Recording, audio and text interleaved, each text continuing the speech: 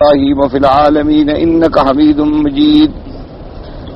قال الله تبارك وتعالى في كلامه المجيد: أعوذ بالله من الشيطان الرجيم. بسم الله الرحمن الرحيم. يسألونك ماذا ينفقون قل ما أنفقتم من خير فللوالدين والأقربين واليتامى والمساكين وابن السبيل وما تفعلوا من خير فإن الله به عليم. كتب عليكم القتال وهو كره لكم وعسى أن تكرهوا شيئا وهو خير لكم وعسى أن تحبوا شيئا وهو شر لكم والله يعلم وأنتم لا تعلمون. يسألونك عن الشهر الحرام قتال فيه قل قتال فيه كبير وصد عن سبيل الله وكفر به والمسجد الحرام وإخراج أهله منه أكبر عند الله والفتنة أكبر من القتل ولا يزالون يقاتلونكم حتى يردوكم عن دينكم إن استطاعوا ومن يرتد منكم عن دينه فيمت وهو كافر فأولئك حبطت أعمالهم في الدنيا والآخرة وأولئك أصحاب النار هم فيها خالدون. إن الذين آمنوا والذين هاجروا وجاهدوا في سبيل الله أولئك يرجون رحمة الله واللہ غفور الرحیم. اب مفسر رحمۃ اللہ علیہ قرآن مقدس کی ان آیات مبارکہ جو سورۃ البقرہ کی آیات ہیں،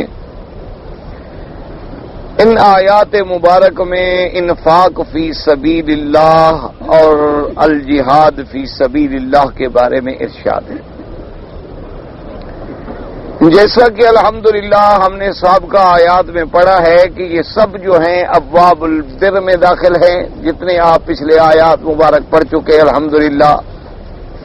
اللہ تبارک و تعالی نے جیسے آپ نے صیام کے بارے میں پڑھا، حج کے بارے میں پڑھا، پھر مومنین کے بارے میں پڑھا، منافقین کے بارے میں پڑھا، اور آخر آیات میں یہ آیا تھا کہ اللہ تبارک و تعالی جب کسی کو اپنا دوست بناتے ہیں، ایمان نصیب فرماتے ہیں اور مدارج عالیہ عطا فرماتے ہیں تو اس کا امتحان بھی ضرور ہوتا ہے. کوئی چیز بغیر مشقت محنت کے حاصل نہیں ہوتی.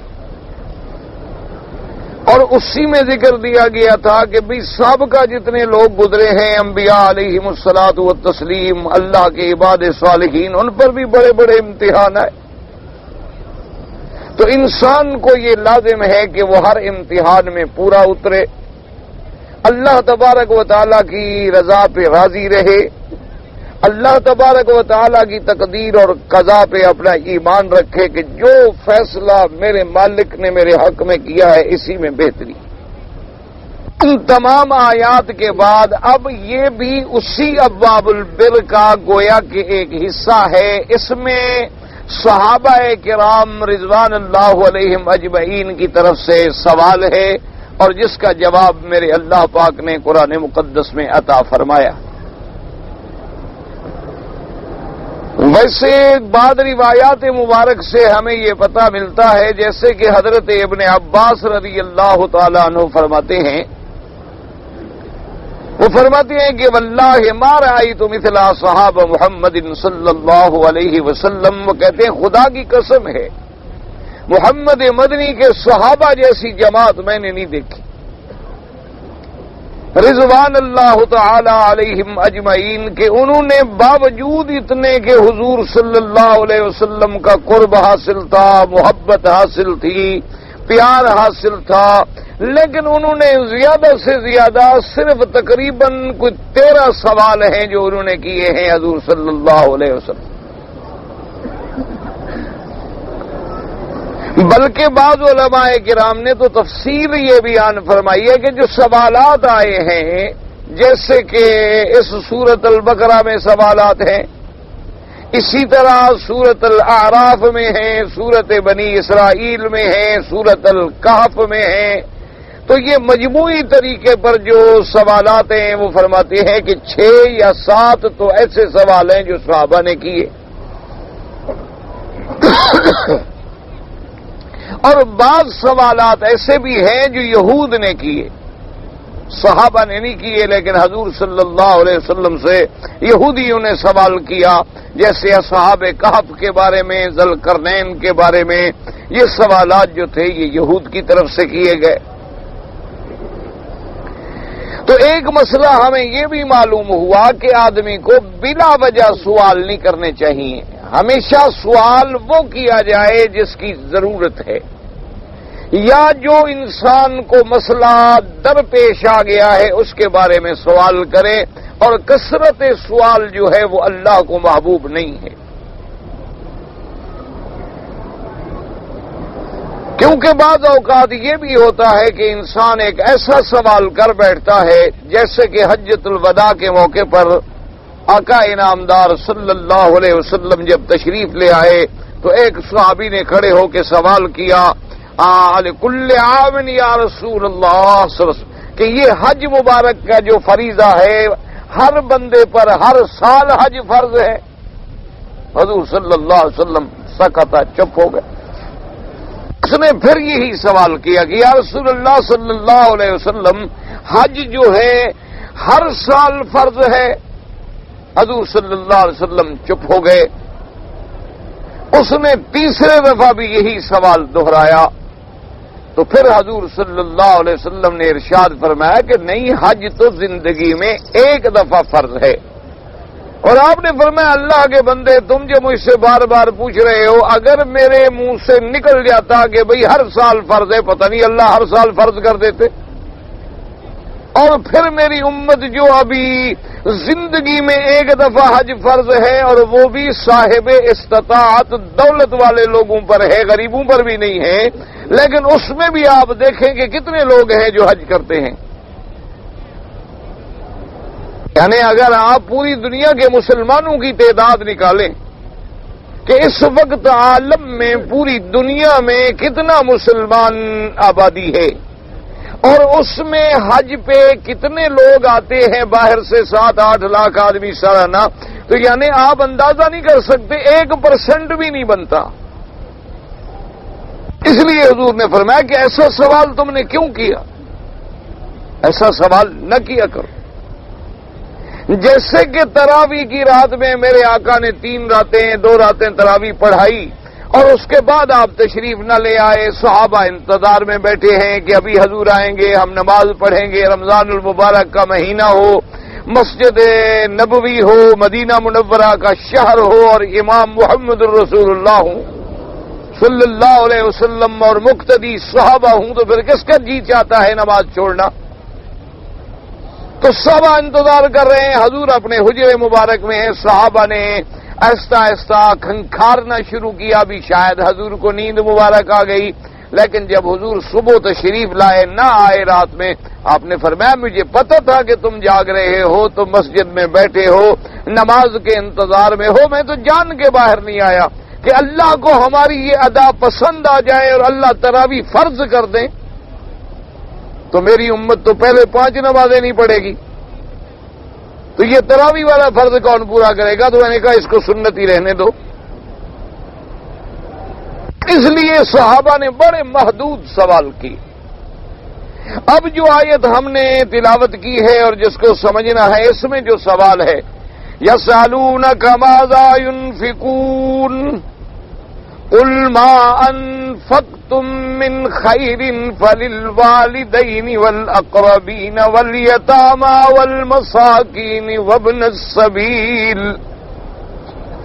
اس میں سوال یہ یسألونک ماذا ينفقون، سوال کرتی ہیں تجھ سے ماذا ينفقون، کہ ہم کیا خرچ کریں. یاد رکھو اس میں علماء نے فرمایا کہ اب سوال کا یا تو پھر آپ یوں کہیں گے کہ گویا ان سوالات کے بارے میں فتویٰ دینے والی ذات کون ہے؟ اللہ تبارک و تعالیٰ کی ہے. کہ اللہ نے اپنے عرش خلا سے فتویٰ جاری کیا قل اللہ یفتیہن، یا یوں کہیں کہ اللہ نے وحی کے ذریعے القاء کیا میرے مدنی پاک صلی اللہ علیہ وسلم کے دل میں، اور فتویٰ دینے والی زبان میرے محمد پاک کی ہے اور حکم دینے والے رب العلا ہے۔ اب دیکھیں سوال یہ ہے کہ ماذا ينفقون، اچھا کچھ آیتوں کے بعد آپ پھر بھی پڑھیں گے انشاءاللہ، پھر بھی یہی سوال آئے گا، یسألونک ماذا ينفقون قل العفو۔ اچھا اب گویا کہ دونوں آیتوں میں بظاہر اگر غور کیا جائے تو سوال ایک ہے، لیکن سوال کے جز دو ہیں، یوں سمجھو کہ سوال تو ایک ہے لیکن اس کے جز دو ہیں کہ کیا خرچ کریں اور کہاں خرچ کریں۔ سمجھیں اب دو جز ہو گئے، ایک جز تو یہ ہے کہ حضور آپ ہمیں یہ بتائیں کہ ہم کیا خرچ کریں، اور دوسرا یہ بتائیں کہ کہاں خرچ کریں، تو اب یہ دو جز ہو گئے۔ اچھا اب یاد رکھو کہ اس آیت مبارک میں تو اس جز پہ زیادہ زور دیا گیا کہاں خرچ کریں، اور کیا خرچ کریں کے بارے میں اشارہ آ گیا کہ وما انفقتم من خیر، یا آگے وما تفعلوا من خیر فإن اللہ بہ علیم، اور دوسری جگہ پہ اللہ نے فرمایا قل العفو، تم جو زیادہ ہے وہ خرچ کرو۔ تو اب جناب سمجھیں کہ کیا خرچ کریں، کون سا مال خرچ کریں اور کہاں خرچ کریں۔ جہاں تک مال کا کیا خرچ کرنے کا سوال ہے اس کا تو بڑا اجمالی جواب ہے کہ بھی جو بھی تم اللہ کے راستے میں بھلائی کرو گے، اچھائی کرو گے، اللہ تبارک و تعالی جاننے والے ہیں۔ یعنی کیا مانا، تم چاہے پیسہ خرچ کرو، تم چاہے چاندی خرچ کرو، سونا خرچ کرو، کپڑا خرچ کرو، مال خرچ کرو، جو بھی کرو گے، لہذا اس میں ایک تو عموم آ گیا، اور دوسری آیت مبارک میں یہ آ گیا کہ بھئی خرچ تو کرو لیکن وہ جو زیادہ ہو۔ کیا مانا، یعنی تمہارے ذاتی ضروریات سے، تمہارے گھر کے خرچ اخراجات سے جو چیز زیادہ بچے۔ یہ مانا نہیں کہ بیوی بچے تمہارے بھوکے بیٹھے رہے ہیں اور تم کہو کہ میں نے خیرات کر دیا ہے، یہ حرام ہے شریعت اس کی کوئی اجازت نہیں دیتی۔ یہ نہیں ہے کہ تم کہو کہ جناب ہمیں تو جو ملا جناب ہم نے تو وہ سب اللہ کے راستے میں لٹا دیا ہے۔ بیوی کہتی ہے خرچ نہیں ہے، کہتے ٹھیک ہے بس کوئی بات نہیں، صبر کریں اللہ دے گا۔ یہ شریعت کے خلاف ہے۔ شریعت جہاں ہمیں توکل کا سبق پڑھاتی ہے وہاں اسباب پر عمل کرنے کا سبق بھی ہمیں پڑھاتی ہے کہ بھئی اسباب پر بھی عمل کرو لیکن توکل میری ذات پہ کرو۔ اونٹ کو رسی بھی باندھو لیکن بھروسہ اللہ کی ذات پہ کرو۔ اپنی طرف سے محنت کرو، مزدوری کرو، نوکری کرو، لیکن توکل اللہ کی ذات پہ کرو۔ اگر اللہ کے نبی خاتم الانبیاء حبیب کبریا اور جو تمام دنیا سے افضل ہیں، اعلیٰ ہیں اور سب سے زیادہ متوکل علی اللہ ہیں، آپ نے اگر اپنی بیویوں کو سال کا خرچہ دیا ہے تو اس کا مطلب ہے کہ شریعت میں یہ حکم ہے کہ آدمی اپنے بیوی بچوں کے لیے خرچ کا پورا انتظام کرے اور اپنے ذاتی ضروریات سے جو چیز بچ جائے اس میں سے خیرات کرے۔ اچھا اسی طرح یہ مسئلہ بھی ساتھ ساتھ سمجھ لیں کہ اگر ایک آدمی ہے مثلا اس پہ قرضہ ہے، وہ مقروض ہے اور اللہ نے اس کو پیسے دے دیے اور وہ خیرات کر رہا ہے تو یہ ناجائز ہے۔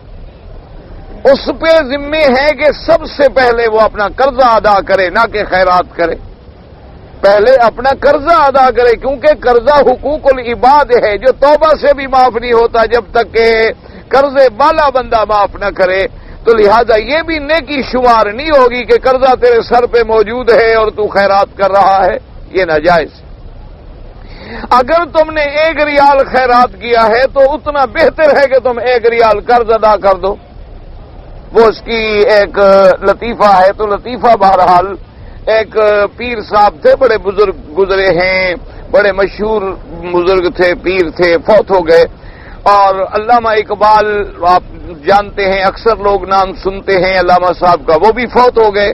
بہرحال اللہ تبارک و تعالی سب کی قبروں پہ رحمت فرمائے، جو فوت ہو گئے ان کی مغفرت فرمائے، اور جو زندہ ہیں اللہ تبارک و تعالی ان کو ہدایت نصیب فرمائے، اور ہم سب کا خاتمہ خیر پہ فرما کے جنت الفردوس نصیب فرمائے۔ تو بہرحال یہ تھا کہ وہ پیر صاحب کی علامہ صاحب کے ساتھ دوستی تھی، گپ شپ تھی، شام کو آتے اکٹھے بیٹھتے چائے شائے پیتے۔ تو ایک دن وہ بیٹھے تھے تو پیر صاحب کا ایک مرید آ گیا، تو اس مرید نے حضرت کی خدمت میں 100 روپے، اس زمانے میں 100 روپے بڑی چیز ہوتی تھی، 100 روپے نذرانہ پیش کیا اپنے مرشد کی خدمت میں، پیر صاحب کی خدمت میں۔ اور اس کے بعد پیر صاحب نے خیریت پوچھی، حال احوال پوچھا، تو اس نے کہا حضرت دعا کریں، مجھے میرے اوپر 1000 روپے کا قرضہ ہے، اللہ کرے میرا قرضہ اتر جائے، مہربانی کریں، آپ میرے پیر ہیں مرشد ہیں، دعا کر دیں۔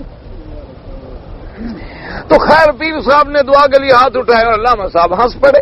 علامہ صاحب ملنگ آدمی، قلندر آدمی تھا، تو وہ مرید تو خیر چلا گیا اٹھ کے، تو پیر صاحب ناراض ہو گئے کہ عجیب آدمی ہو، میں دعا کر رہا تھا اور تم ہنس رہے تھے، کیا اس میں کون سی ہنسنے والی بات تھی؟ بھائی میرا مرید ہے، اس نے کہا میرے لیے دعا کرو، میں اس کے لیے دعا کر، ہنسنے والی بات کون سی ہے؟ علامہ صاحب نے کہا حضرت ہنسنے والی بات نہیں ہے، بہرحال میرے حساب سے تو وہ الو جو ہے اب 1100 روپے کا مقروض ہو گیا ہے، 1000 کا قرضہ اس پہ پہلے تھا اور 100 روپے اس بدبخت نے آپ کو نظر کیے، تو اب قرضہ ہو گیا 1100۔ تمہاری دعا کا مجھے پتا ہے جو لگتی ہے، تمہاری دعا لگتی تو تمہاری اپنی اولاد نہ ٹھیک ہو جاتی۔ تو اس نے کہا وہ تو 1100 کا مقروض ہو گیا، اس کو کیا فائدہ ہوا تمہاری دعا کا؟ تمہاری دعا تو یہ تھی، تمہیں اگر مرید سے ہمدردی تھی تو 100 روپے اس کو واپس کر دیتے، اپنی طرف سے 100 روپیہ اور دے دیتے کہ جاؤ قرضے والے کو دے دو۔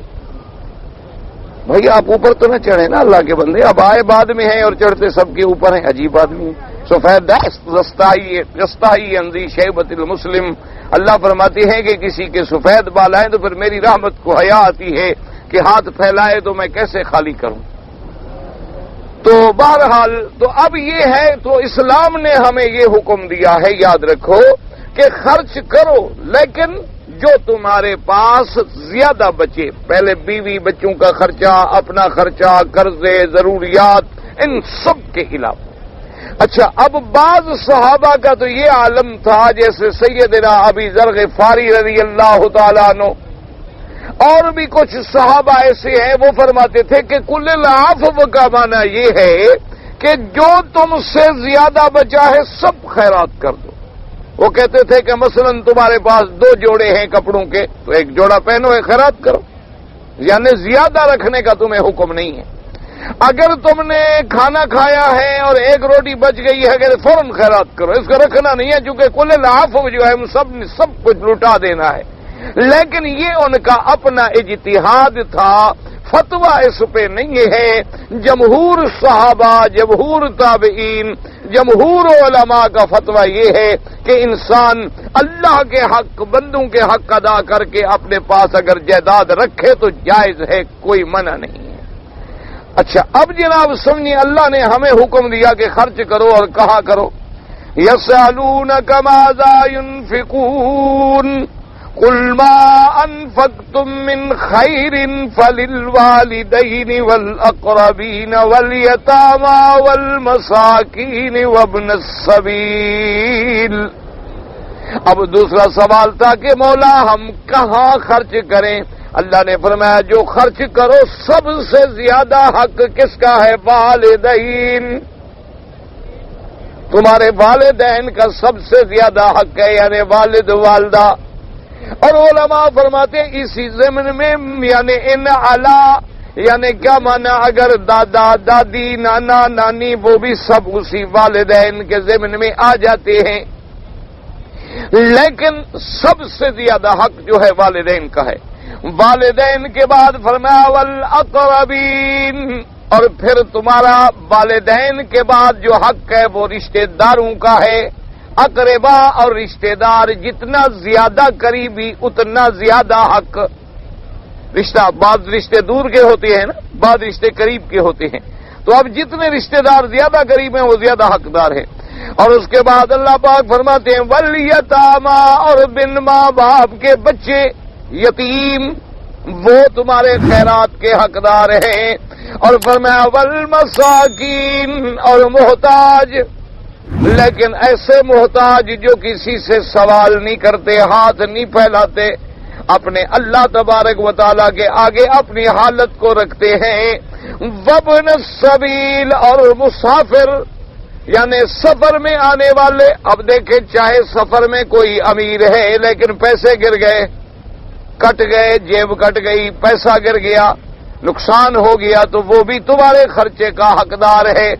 اب ان باتوں کو سمجھیں، پہلا ذکر آیا والدین کا، دوسرا رشتہ داروں کا، تیسرا یتیموں کا، مسکینوں کا اور مسافروں کا۔ اسی بات سے یہ مسئلہ سمجھیں کہ بھی ان آیات میں جو ہم پڑھ رہے ہیں یہ زکوٰۃ کا مسئلہ نہیں ہے۔ ایک تو اللہ نے ہم پر زکوٰۃ فرض کی ہے کہ ہم سالانہ اپنے مال میں سے جب ہمارا مال 7.25 تولے سونا یا 52.5 تولے چاندی، یعنی اپنے گھر کے ضروریات کے بعد اگر اتنا ہو جائے تو اب ہم صاحب نصاب ہیں، اب اس کی قیمت کر کے 2.5% ہم نے زکوٰۃ دینی ہے سال میں ایک دفعہ۔ اور کس مال پہ دینی ہے؟ جب سارے خرچے سال کے نکال کے، کھانا پینا، بیوی بچے، دوا، قرضہ، سب کچھ نکال کے جو خالص ہمارے پاس نفع بچے گا اس پہ ہم نے زکوٰۃ دینی ہے۔ اچھا، اب وہ زکوٰۃ ہم نے مال ہے دینی ہے، سونا چاندی ہے دینی ہے، اگر مال مویشی ہے دینی ہے، اس کی تفاصیل اپنی جگہ پہ موجود ہیں، لیکن اس آیت میں جو حکم ہے خرچ کرنے کا، اس میں زکوٰۃ مراد نہیں، کیونکہ زکوٰۃ آدمی اپنے والدین کو نہیں دے سکتا، یاد رکھیں، یعنی ماں باپ کو زکوٰۃ دے نہیں، ماں باپ کو زکوٰۃ دینے کی شریعت اجازت نہیں دیتی۔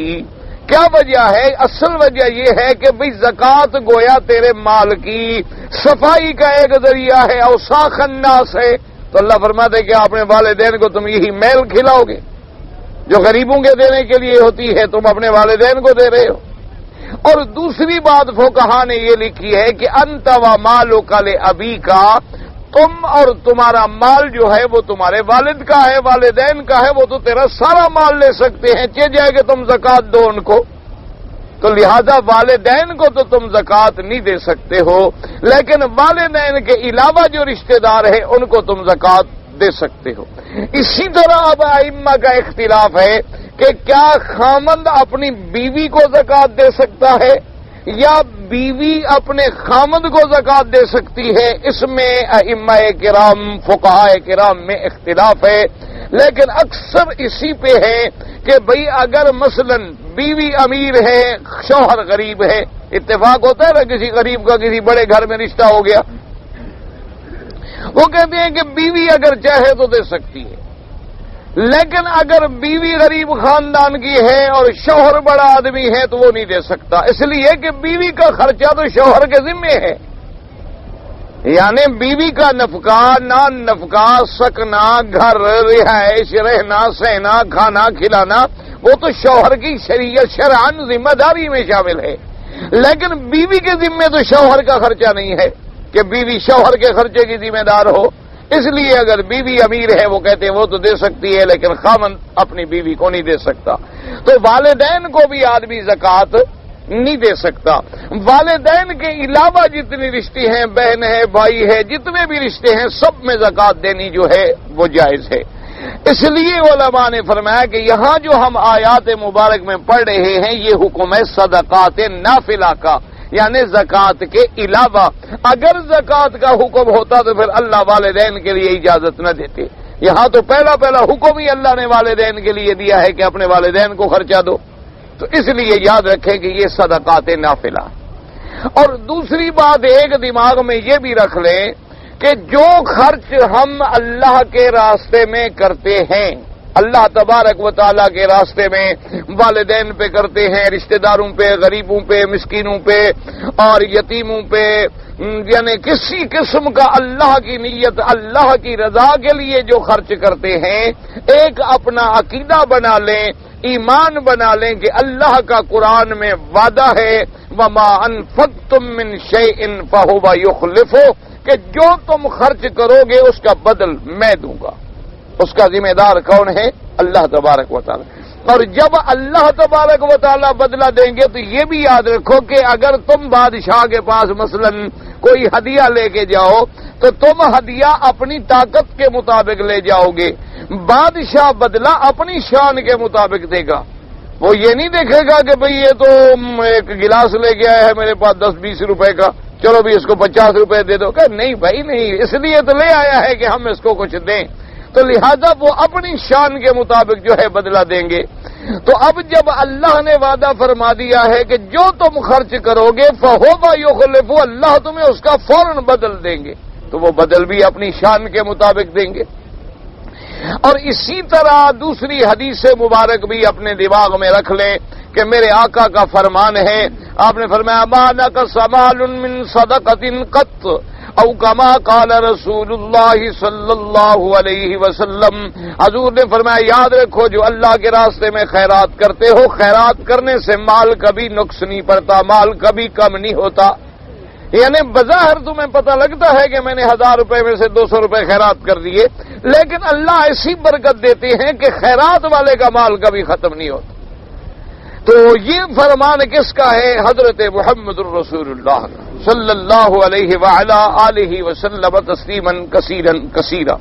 اور اسی طرح میرے مدنی سرکار کا فرمان ہے کہ اللہ پاک 2 فرشتے بھیجتے ہیں روزانہ، جن کا صرف یہ کام ہے کہ دعا کرتے ہیں اللہم اعط لکل منفق خلفا واعط لکل ممسک تلفا، کہ یا اللہ جس نے بھی تیرے راستے میں خرچ کیا اس کو تو اور بدلہ عطا فرما، اور جس نے بخل کیا اللہ اس کے مال میں ہلاکت و بربادی ڈال دے۔ تو اللہ کے فرشتے بھی دعا کرتے ہیں۔ اچھا، اب بدلہ دینے کا مطلب یہ ہوتا ہے، یاد رکھو، کبھی تو یہ ہے کہ مثلا آپ نے 100 ریال خیرات کیا اور 1000 ریال مل گئے، کبھی یہ ہے کہ 100 ریال آپ نے خرچ کیا، باقی جو آپ کے پاس پیسے بچے اس میں اللہ برکت ڈال دیتے ہیں، تھوڑے میں زیادہ برکت ڈال دیتے ہیں۔ یعنی چیز تو بظاہر تھوڑی ہوتی ہے لیکن اللہ تبارک و تعالیٰ اسی تھوڑے میں برکت ڈال دیتے ہیں۔ جیسے ہم جس زمانے میں پڑھتے تھے ہم دیکھتے تھے غریب مدرسے تھے اور ہم دیہاتی مدرسوں میں جا کے علم حاصل کرتے تھے، تو ہمارے اساتذہ جو تھے ماشاءاللہ اللہ ان کی قبروں پہ کروڑوں رحمتیں نازل فرمائے، اللہ کے ولی بھی تھے، عالم بھی تھے، ہم تو ان کو بس بدنام کرنے والے بنے ہیں، ورنہ اللہ نے ان کو بڑے شان بنائی تھی۔ تو ہمیں یاد ہے کہ ایسے مٹی کے بنے ہوئے ہوتے تھے وہ برتن، یعنی جسے اپنا ذخیرہ کرتے تھے طلبہ کے لیے گندم کا، تو ہمارا یہ اندازہ ہوتا تھا بھی اس میں 50 من، اس میں 30 من، اس میں 50 من، یعنی 100-150 من گندم ہوگی، اور طالب ہم ہوتے تھے 350-400، ایک وقت کھانا کھانے والے ماشاءاللہ، دن کو بھی رات کو بھی۔ ناشتے کا تو خیر وہاں سوال پیدا نہیں ہوتا تھا، غریبوں کے وہاں کہاں ناشتے واشتے ہوتے ہیں، تو دن کو روٹی مل گئی، رات کو روٹی مل گئی، لیکن جناب وہ سارا سال بس وہی گندم چل ہی رہی ہے، سمجھ نہیں آتی تھی، سال گزر گیا گندم ابھی باقی ہے۔ تو اللہ تبارک و تعالیٰ کبھی تھوڑی چیز میں بھی برکتیں ڈال دیتے ہیں، اللہ تبارک و تعالیٰ اس بات پہ قادر ہے۔ میرے اپنے استاد تھے حضرت گمانوی رحمت اللہ علیہ، حضرت علامہ انور شاہ کشمیری رحمت اللہ علیہ کے شاگرد تھے، اللہ ان سب کی قبروں پہ کروڑوں رحمتیں فرمائے۔ تو ایک رمضان المبارک مجھے ان کے ساتھ کچھ دن گزارنے کا اتفاق ہوا، تو سحری کے وقت میں تو وہ بڑی محبت اور شفقت فرماتے تھے، اللہ ان کی قبروں پہ کروڑوں رحمتیں فرمائے۔ تو ہم دور ہوتے تھے دوسرے کمرے میں، دو آدمی بھیج کے بلواتے کہ بھائی مولوی مکی کو بلاؤ چائے میرے ساتھ پیے۔ تو بالکل آپ یقین فرمائیں، یعنی میں اللہ کے کعبے میں بیٹھ کے بات کر رہا ہوں کہ بھئی اتنی سی ایک چینک ہوتی تھی، اس کا اتنی بھی نہیں تھی، اتنی سی چینک تھی، اتنی سی چینک ہوتی، وہ چائے بنوا کے کپڑا ڈال کے اوپر، تو حضرت انتظار میں بیٹھے ہوتے، ہم ساری جو کچھ ہوتا کھا لیتے، چائے کے لیے حضرت بلا لیتے اپنے پاس۔ تو اب جناب کبھی ہم 20 آدمی ہو گئے، کبھی 30 ہو گئے، کبھی 10 ہو گئے، کبھی 50 ہو گئے، سب لوگ آ جاتے، کوئی میرے ملنے والے، کوئی حضرت کے ملنے والے۔ اب حضرت اسی چینک سے بس چائے ڈال رہے ہیں اور سب ہم پی رہے ہیں، 50 ہیں تو وہی چینک ہے، 60 ہیں تو وہی چینک ہے، اور 10 آدمی ہیں تو وہی چین کہ بس چل نہیں رہی ہے. اور کئی دفعہ اس کے بعد خیال آیا کہ بھائی یہ کیا ہے، تو پھر میں نے کہا کہ اللہ پاک بس اللہ برکت ڈال دیتی ہے، اب کیا پوچھنے کی کیا ضرورت ہے. تو اب یہ یعنی ہمارا اپنا تجربہ ہے، اپنے آنکھوں سے، ایک دن کا نہیں کئی دن کا.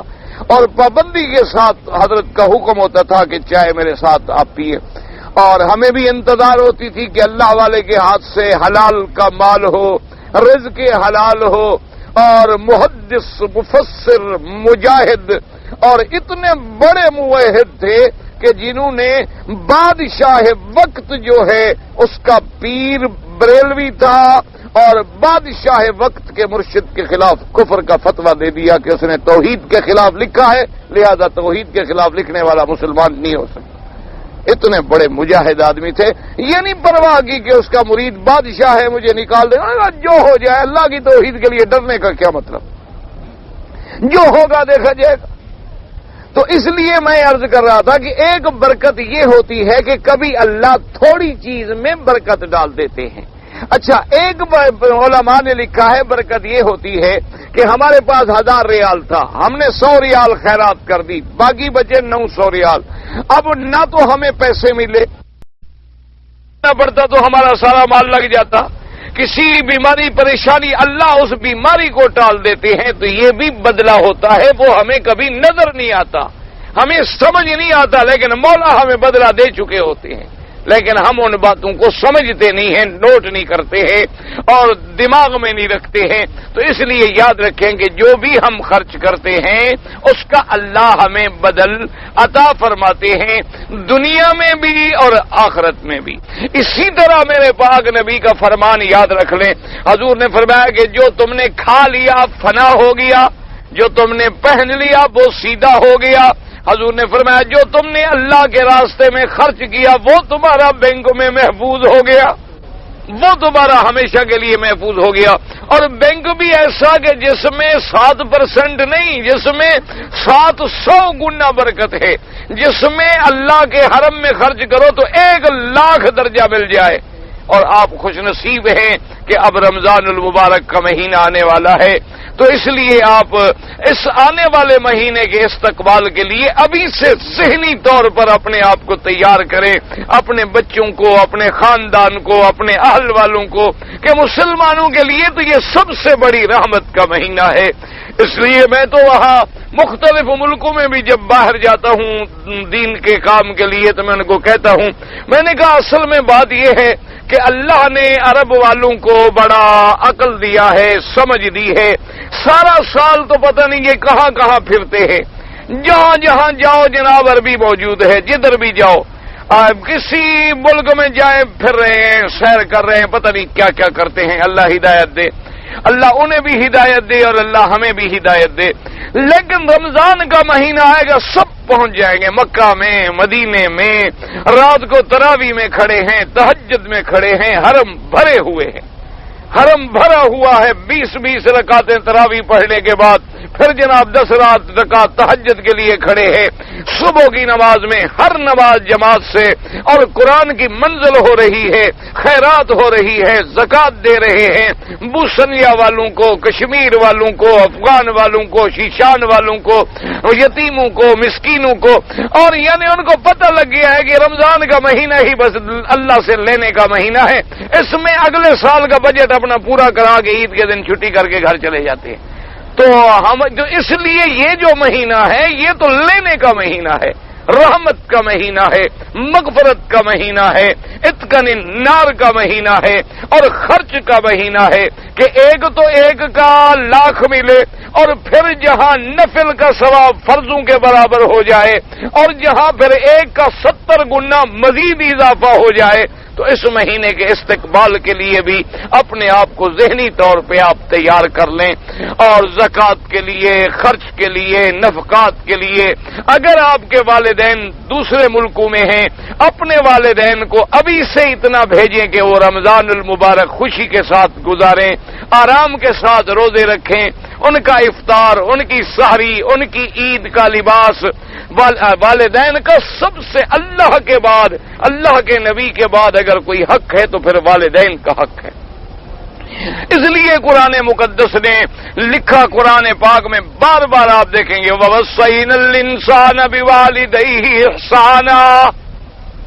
اچھا، اس کے بعد ایک صحابی نے پوچھا کہ میں نے اپنے والد میرے بوڑھے ہو گئے ہیں، اتنے بوڑھے ہو گئے کہ چل نہیں سکتے، میں ان کو کندھے پہ اٹھا کے لے جاتا ہوں۔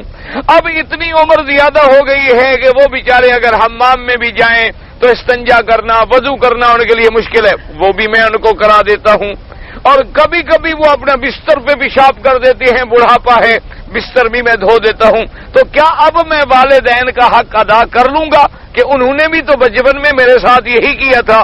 تو آپ نے فرمایا کہ نہیں، انہوں نے جب تیرے پیشاب دھوئے تھے، تمہیں کندھوں پہ اٹھایا تھا، تو یہ دعا کرتے تھے اللہ میرے بیٹے کو جوانی دے، صحت دے، قوت دے، طاقت دے، لمبی عمر دے، اور تم خدمت کرے لیکن کہتے ہو اللہ خاتمہ ایمان پہ کر جلدی، اب بہرحال بوڑھے ہو گئے اب جانا ہی چاہیے۔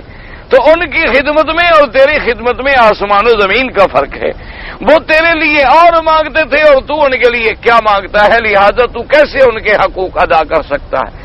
آدمی والدین کے حق کبھی بھی ادا نہیں کر سکتا، اور دنیا میں خوش نصیب ہیں وہ اولادیں جنہوں نے اپنے والدین کی اطاعت کی، فرما برداری کی اور ان کی دعائیں لے لی، فائدہ تو پھر بھی تمہیں ہوگا۔ والدین نے تو اپنا ایک وقت ہے گزار لیا، اپنی زندگی کے دن اچھے ماڑے جیسے تھے گزر گئے، گزر جائیں گے، اصل فائدہ والدین کی رضامندی کا، اطاعت کا، خدمت کا پھر تجھے ملنا ہے، تاکہ تیری اولاد پھر تیرے لیے باعث عزت و باعث خدمت بنے گی، ورنہ پھر تیرے لیے وہی امتحان ہے جو تم اپنے والدین کے لیے کر رہے ہو۔ تو اللہ تبارک و تعالی نے سب سے یہاں پہلا حکم ہمیں یہ دیا کہ فَلِلْوَالِدَيْنِ وَالْأَقْرَبِينَ وَالْيَتَامَى وَالْمَسَاكِينِ وَابْنِ السَّبِيلِ۔ اچھا، اور رشتہ داروں کو دینے میں دو ثواب ہیں، ایک صدقے کا ثواب، ایک صلہ رحم کا ثواب، صلہ رحمی کا بھی ثواب ہے۔ اور اس کے بعد فرمایا وَمَا تَفْعَلُوا مِنْ خَيْرٍ فَإِنَّ اللَّهَ بِهِ عَلِيمٌ۔ اور جو بھی تم بلائی کا کام کرتے ہو اللہ جاننے والے ہیں۔ کیا معنی جاننے والے ہیں؟ یعنی یہ نہیں کہ تم نے کیا اللہ کو پتہ نہیں، نہ، ہر چیز اللہ کے علم میں ہے، اور جب ہر چیز اللہ کے علم میں ہے تو اللہ تبارک و تعالی اس کا تجھے پورا پورا بدلہ دیں گے۔ اس کے بعد پھر اللہ نے آگے حکم دیا کتب علیکم القتال وهو کرہ لکم وعسى ان تکرہوا شیئا وهو خیر لکم وعسى ان تحبوا شیئا وهو شر لکم واللہ یعلم وانتم لا تعلمون۔ اللہ نے فرمایا کتب علیکم القتال، جہاد جو ہے تم پر فرض کر دیا گیا، وَهُوَ كُرْهٌ لَكُمْ، اور تمہارے لیے وہ مشقت والی چیز ہے کہ جہاد کرنا، گھر چھوڑنا، بچے چھوڑنے، اللہ کے راستے میں جا کے لڑنا، اپنی جان تک قربان کر دینا، لیکن سمجھو کہ جہاد جو ہے یہ فرض ہے، لیکن کیا یہ فرض عین ہے یا فرض کفایہ ہے؟ سمجھے مسئلہ؟ تو جمہور کی رائے یہ ہے کہ جہاد جو ہے یہ فرض کفایہ ہے۔ کیا مانا کہ اگر امت میں سے ایک جماعت جہاد کر رہی ہے تو باقی امت گناہگار نہیں ہوگی، کیونکہ فرض کفایہ کا معنی یہی ہوتا ہے، جیسے نماز جنازہ فرض کفایہ ہے، نماز عشاء فرض عین ہے۔ فرض عین تو ہر آدمی نے ادا کرنا ہے، فرض کفایہ یہ ہوتا ہے کہ اگر ہم میں سے 5 آدمی بھی کھڑے ہو کے نماز پڑھ لیں گے تو ہم باقی گناہگار نہیں ہوں گے، ثواب تو نہیں ملے گا لیکن ہم پر گناہ نہیں ہوگا۔ تو جمہور یہ کہتے ہیں کہ جہاد جو ہے وہ فرض کفایہ ہے، فرض عین نہیں۔ انہوں نے کہا وجہ یہ ہے کہ اس آیت میں تو ہے کتب علیکم القتال وهو کرہ لکم، اور دوسری جگہ اللہ فرماتی ہیں فلولا نفر من کل فرقۃ منہم طائفۃ لیتفقہوا فی الدین۔ اللہ نے فرمایا کیوں نہیں تم میں سے ایک جماعت ایسی کہ اگر باقی جہاد پہ چلے جائیں تو ایک جماعت دین حاصل کرے، دین کی سمجھ حاصل کرے، دین پڑھے۔ تو اگر ہر بندے پہ فرض ہوتا تو اس جماعت کو نہ روکا جاتا کہ تم دین پڑھنے کے لیے رک جاؤ، اور اسی طرح بخاری اور مسلم کی روایت میں موجود ہے کہ ایک آدمی آیا حضور صلی اللہ علیہ وسلم کی خدمت میں، اس نے کہا حضور میں جہاد میں میرا نام لکھیں۔ آپ نے فرمایا حل من اباک حی، تمہارے والدین میں کوئی زندہ ہے؟ اس نے کہا ہاں حضور میرے والدین زندہ ہیں اور میں تو ان کو روتا ہوا چھوڑ گیا۔ آپ نے فرمایا فجاہد فیہما، جاؤ اپنے والدین کی خدمت کر کے جہاد کرو۔ تو حضور نے ان کو اجازت دے دی کہ بھی والدین کی خدمت کرو اور جہاد پہ بغیر والدین کی خدمت کے نہ جاؤ۔ تو اس لیے علماء نے فرمایا کہ اگر مثلا کوئی بیٹا کوئی نوجوان جہاد پہ جانا چاہے تو والدین کی اجازت کے بغیر نہیں جا سکتا۔ اسی طرح کوئی خامد جانا چاہتا ہے تو پھر وہ بیوی سے بھی کہے گا، پوچھے گا، کیونکہ اس کے بھی حقوق کے ادائیگی کے مسائل ہیں۔ تو اس لیے علماء نے فرمایا کہ جہاد تو جاری ہے، الجہاد ماضٍ الی یوم القیامہ، لیکن فرض کفایہ ہے، فرض عین نہیں۔ اچھا، بعض علماء فرماتے ہیں کہ یوں سمجھو کہ اگر جہاد فرض کفایہ ہے، لیکن کب تک؟ جب تک کہ خدا نہ کرے اگر کوئی کافر ہم پر حملہ کر دے، اگر کوئی کافر مسلمانوں کے اوپر چڑھ آئے اور کوئی راستہ باقی نہ ہو تو پھر ہر آدمی پہ فرض عین ہے، پھر تو ہر مرد بچہ اور سب کو جہاد کرنا پڑے گا۔ اسی لیے ورنہ جو ہے وہ فرض کفایہ ہے۔ اور جہاد ایک ایسی نعمت ہے، اللہ نے فرمایا کہ بظاہر تو تمہیں بڑی مشقت والا کام لگتا ہے، لیکن تمہیں پتہ نہیں کہ اصل عزت تمہاری اسی جہاد کے ساتھ ہے۔ جس دن تم جہاد چھوڑ دو گے اس دن تمہاری عزت ختم ہو جائے گی۔ اسی لیے آپ اندازہ کریں کہ مسلمانوں میں قرن اول میں، صحابہ میں، تابعین میں، تبع تابعین میں، خیر القرون میں اللہ نے جو اسلام کو عزت دی تھی، اسلام کو عظمت دی تھی، وہ یہی تھی کہ جہاد کا سبق وہ نہیں بھولے تھے۔ اللہ تبارک و تعالی نے ان کو اتنی عزت دے دی، اتنی عظمت دے دی کہ مسلمانوں کا نام سن کر کفر کانپتا تھا۔ آج بھی دیکھیں کہ پوری دنیا میں، پورے عالم میں تمام کفر اکٹھا ہو رہا ہے، اور اس کو اگر خطرہ ہے تو صرف اسلام سے ہے۔ ان کو پتا ہے کہ یہ شیر ہے، لیکن ابھی یہ سرکس کا شیر بنا ہوا ہے، اس کو اپنی قوت کا پتہ کوئی نہیں۔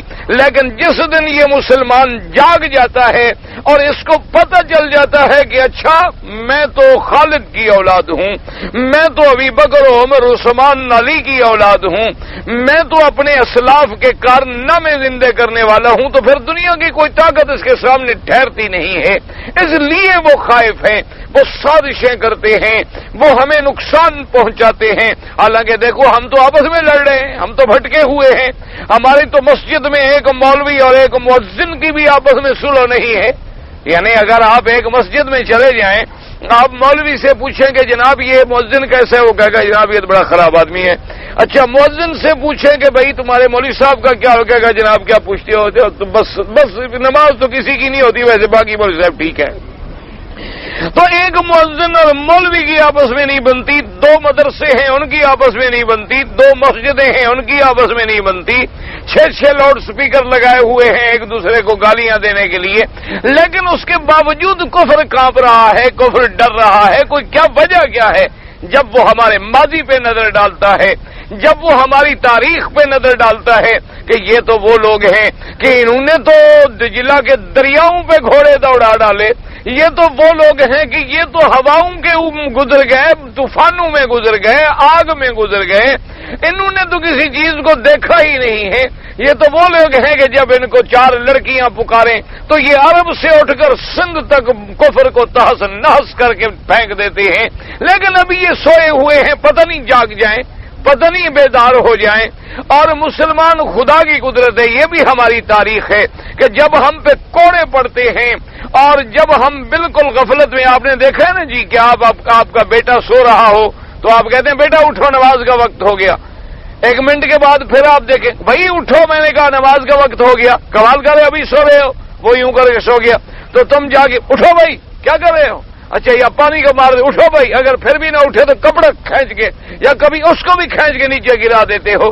مسلمان بھی جب خواب غفلت میں پڑ جاتا ہے تو ہمیں کوڑے پڑتے ہیں اللہ کی طرف سے کہ یہ جاگے، یہ بیدار ہو جائے، یہ خواب غفلت سے اٹھ جائے، اور جب ہم اٹھ جاتے ہیں پھر کفر کی طاقت ہمارے سامنے نہیں کھڑی ہو سکتی، سوال پیدا نہیں ہو سکتا۔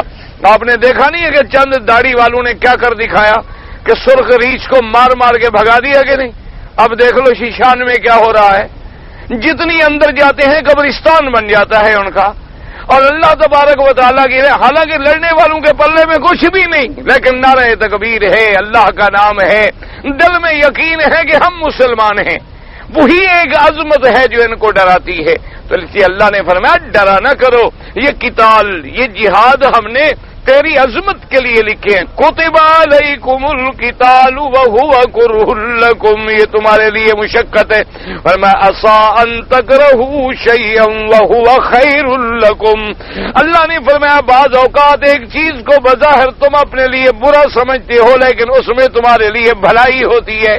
اب دیکھو نا جی، تم جاؤ تمہیں پھوڑا ہو جائے، ڈاکٹر کہتا ہے کاٹو، تو بظاہر کتنا برا لگتا ہے، اب یہ کٹے گا، پتہ نہیں نشتر چلے گا، پھر اندر سے اس کو صاف کریں گے، پھر اس میں دوائی ڈالیں گے، بڑا بڑا مشکل کام.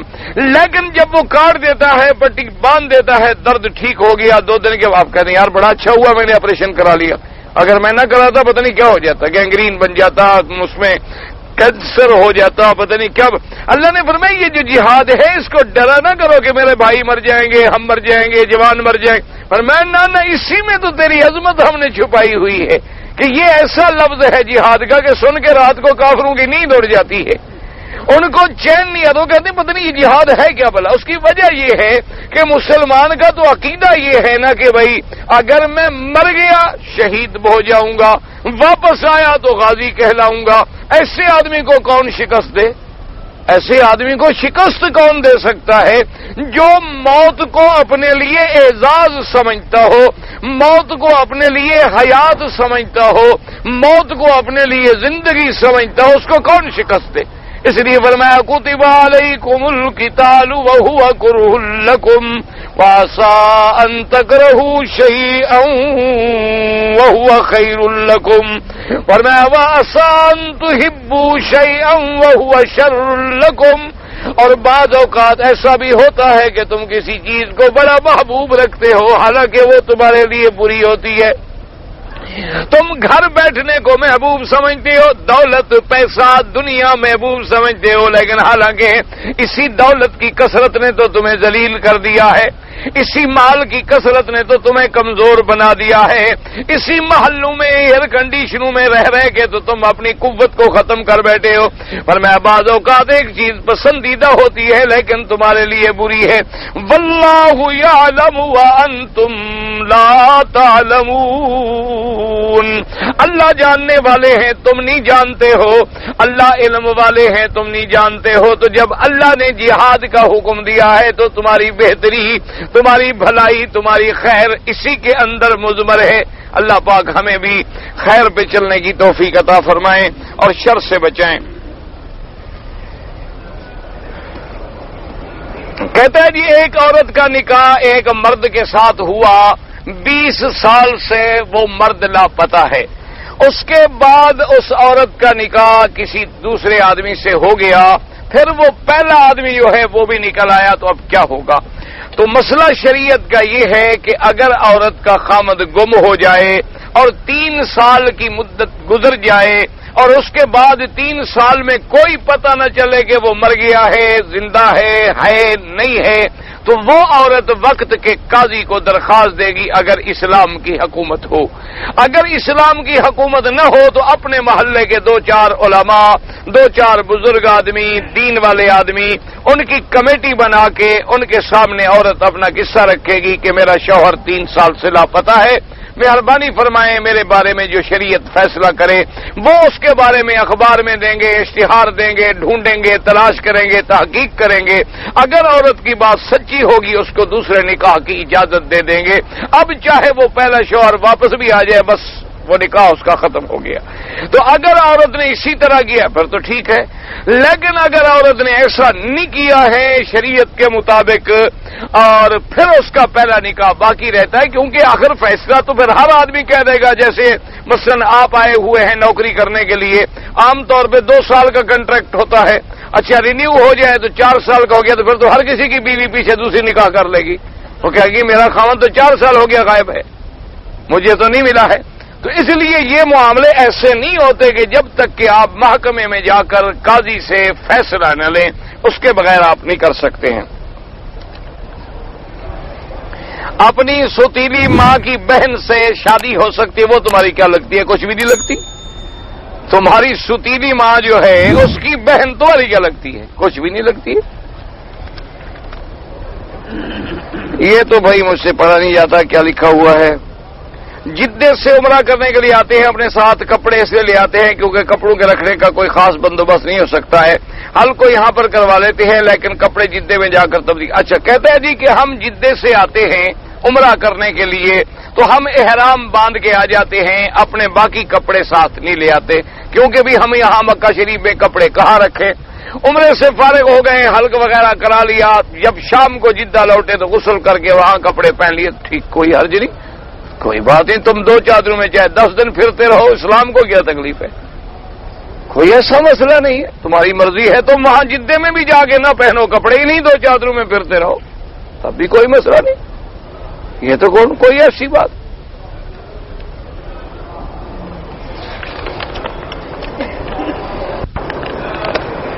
یہ حلفیہ نکاح کیا گیا، اسی لیے میں نے کہا نکاح طلاق کے مسئلے اپنے علاقے کے عالم سے پوچھو۔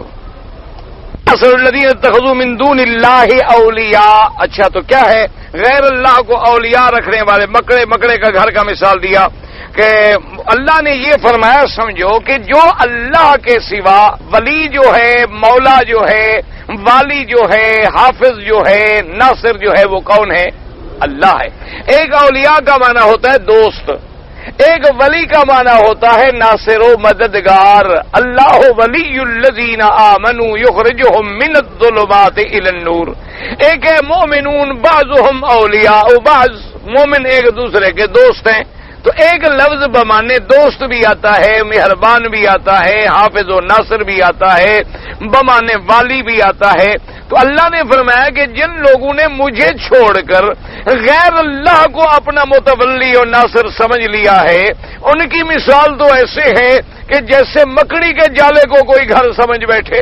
اب مکڑی کا جالا جتنا کمزور ہے یہ تو اس سے بھی زیادہ کمزور ہے، تو ان کو یہ اپنا ناصر اور ولی بنا ہے، اس سے بڑا بے وقوف کون ہوگا؟ دیکھو نا، کوئی بندہ دنیا میں کمثل بیت العنکبوت اتخذت ان اوہن البیوت لبیت العنکبوت، اللہ نے فرمایا سب سے کمزور گھر جو ہے وہ تو پھر مکڑی کا جالا ہے۔ ورنہ آدمی چلو کوئی درخت کے نیچے کھڑا ہوتا تو ہو سکتا ہے کوئی بارش رک جاتی، کسی دیوار کے نیچے، کسی چھت کے نیچے، لیکن کھڑا بھی کہاں ہوا؟ ایک بندے کو میرے مقابلے پہ لے آیا کہ کہاں خالق اور کہاں مخلوق؟ تو اللہ پاک نے شرک کی مذمت کو ایک مثال میں سمجھایا۔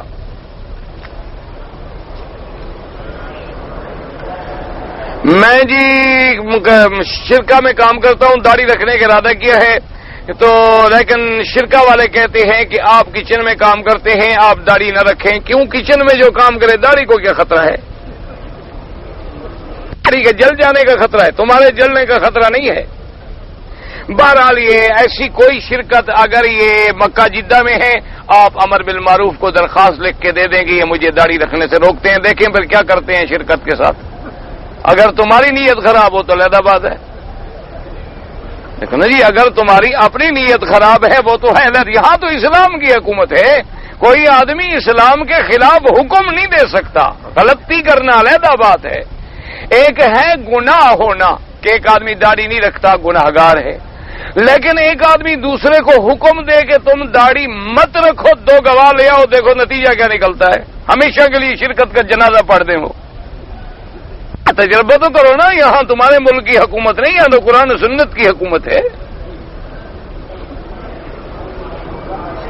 جی نماز میں کبھی چھوٹی سورت پہلے پڑھ لیتا ہوں اور بڑی سورت بعد میں پڑھ لیتا ہوں، نماز تو ہو جاتی ہے، کچھ بھی نہیں ہوتا، لیکن افضل یہ ہوتا ہے کہ پہلے بڑی پڑھو، بعد میں چھوٹی پڑھو، اور جیسے قرآن پاک میں ترتیب ہے اسی ترتیب سے پڑھو، جو سورت اول ہے اس کو اول پڑھو، جو بعد میں ہے اس کو بعد میں پڑھو، لیکن بہرحال بھول جانے سے تم پڑھتے تو ہو نا، پہلی میں چھوٹی، دوسرے میں کوئی حرج نہیں، نماز ہو جاتی ہے۔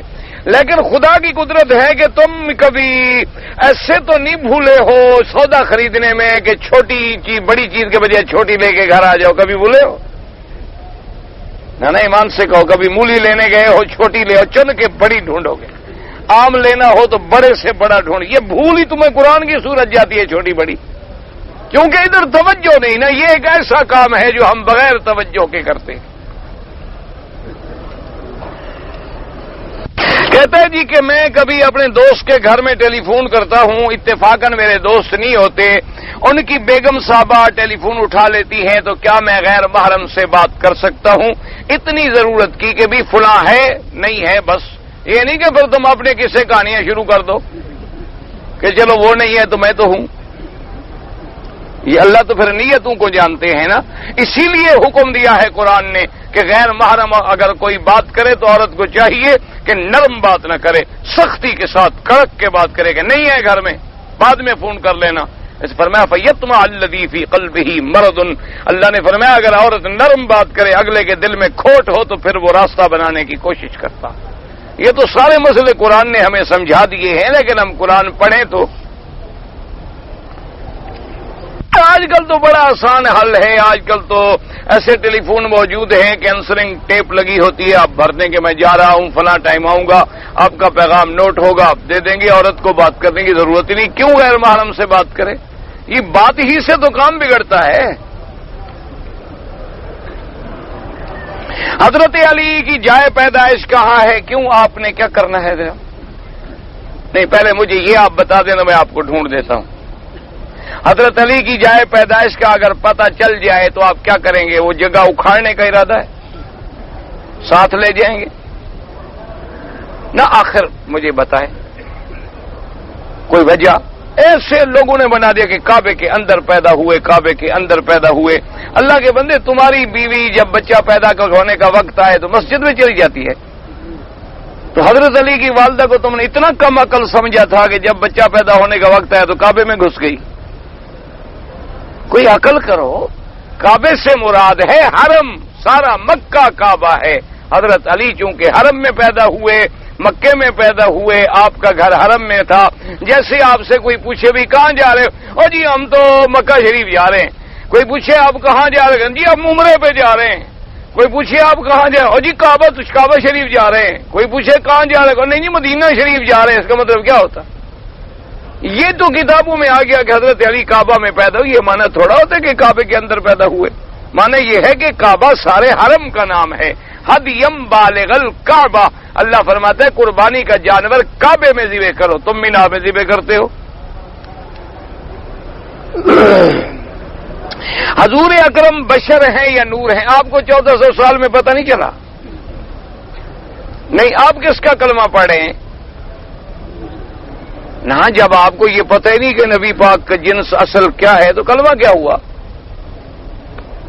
نہیں، 1400 سال سے جو ہم کلمہ پڑھ رہے ہیں تو یہ بھی پتہ نہیں چلا 1400 سال سے آج تک ہمیں کہ حضور نور ہیں یا حضور بشر ہیں۔ ماشاءاللہ ماشاءاللہ، پھر تو پکا ایمان ہو گیا ہمارا۔ اچھا آج اگر ہم انگریز کو کہیں کہ کلمہ پڑھو، وہ کہے کون سے نبی کا؟ نور والے کا کہ بشر والے کا؟ تو پھر کیا کہیں؟ وہاں بھی کہیں بشر والے کا اور ہمارے دوسرے بھائی کہیں نور والے کا؟ وہ کہے عجیب بات ہے، ابھی تو تم مسلمان اس بات پہ اکٹھے نہیں ہوئے کہ تمہارا نبی کون ہے، تو ہمیں کیسے دعوت دیتے ہو کلمہ پڑھنے کی؟ کوئی عقل کرو۔ اچھا حضور کے والد کا نام کیا ہے؟ ماں کا نام؟ ہاں جی، دادے کا نام؟ عبد المطلب، مطلب نہیں مطلب۔ اچھا چاچے کا نام؟ ابی طالب۔ اچھا اس کے بعد حضور کی بیٹے کا نام، بی بی کا نام؟ تو یہ سب بیوی باپ بیٹے نور کے ہوتے ہیں بشر کے ہوتے ہیں؟ ہاں جی۔ اچھا چلو جبریل کے باپ کا نام نہیں آتا؟ اس کی بیوی کا نام؟ جبریل کی بیوی بھی نہیں؟ اچھا اولاد وہ بھی نہیں؟ کیوں کہ نور ہے، تو نور کی اولاد یا باپ یا بیٹا نہیں ہوتا ہے، تو جس کا باپ بیٹا ہے وہ بشر ہوتا ہے۔ سمجھ آ گئی بات؟ رکن یمانی سے کیا مراد ہے؟ وہ کونا جو یمن کی طرف ہے، اس کو کہتے ہیں رکن یمانی۔ امام صاحب نے ایک واقعہ بتایا کہ امام صاحب نے اللہ کو خواب میں دیکھا. خواب علیحدہ چیز ہے، خواب کیا ہے؟ خواب ٹھیک ہے. حضرت سلیمان علیہ السلام کے بارے میں مسجد ایک بار وہ اپنے تخت پر جا رہے تھے، کعبے کا طواف نہیں کیا، اللہ کا کعبہ رونے لگا. تو یہ کوئی قصہ نہیں ہے. میرے خاندان میں شیخ شدو کے نام سے نظر نیاز ہوتی ہے. جو بھی غیر اللہ کے نام پہ نظر نیاز کرے بدعت ہے، شرک ہے. ہمارے محلے میں عید اور بقر عید کی نماز محلے کی عورتیں جمع ہو کر جماعت ادا کرتی ہیں. کوئی عورت پہ واجب نہیں، نہ جمعہ نہ عید. انہیں عمرہ کر کے احرام کھول دیا، بال نہیں کٹوائے، یاد آ گیا آپ نے خود بال کاٹ لیا، ٹھیک کیا، کوئی بات نہیں، ٹھیک ہو گیا. امام مالک، امام حنفی سب جو ہیں مختلف دور میں گزرے ہیں. یعنی تقریباً حضور صلی اللہ علیہ وسلم کے دور کے بعد 50 ہجری میں پیدا ہوئے، اور کوئی 70 میں، کوئی 80 میں، کوئی 100 میں. تو بہرحال خیر القرون کے ساتھ تعلق ہے. بخاری شریف، مسلم شریف، ترمذی شریف تعلق کہاں سے ہے مجھے کیا پتا کہاں سے ہے.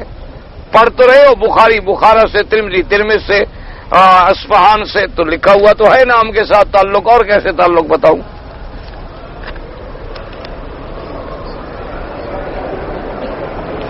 اگر بعض لوگ ہمارے ہاں جھگڑا کرتے ہیں اور جھگڑا ہو جائے تو کسی مرشد کی، پیر کی قبر پہ جا کے قسم کھاتے ہیں، یہ شرک ہے. اللہ کے نام کے سوا کسی کی قسم جائز نہیں. روافض کی بنیاد کب سے شروع ہوئی؟ عبداللہ ابن سبا سے. بسم اللہ ہر بار پڑھیں، سورج جب شروع کریں تو پڑھیں.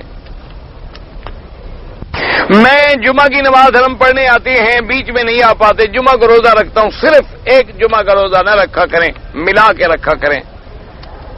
ہم انڈیا سے آئے، جدہ ایئرپورٹ پر احرام باندھا، عمرہ تو ہو گیا لیکن دم آپ پر پڑ گئی. ایک فارغ التحصیل کون سے مدرسے کا، مجھے کیا پتا کس کے بارے میں آپ پوچھ رہے ہیں.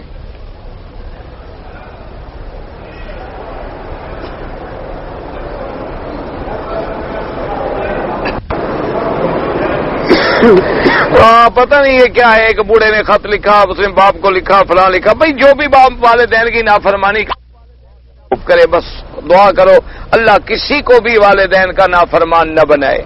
دعا کرو جو اولادیں نافرمان ہیں اللہ ان کو حیا دے، فرما بردار بنائے، اطاعت نصیب کرے. اگر مسافر لوگ عشاء کی نماز پڑھ رہے ہیں تو بعض لوگوں نے آ کے ان کے پیچھے عشاء کی شروع کر دی، تو بہرحال احناف کے نزدیک تو نہیں ہوتی، باقی ائمہ کے نزدیک نماز جائز ہے. احناف کے نزدیک ضروری ہے کہ امام اور مقتدی کی نیت ایک ہو.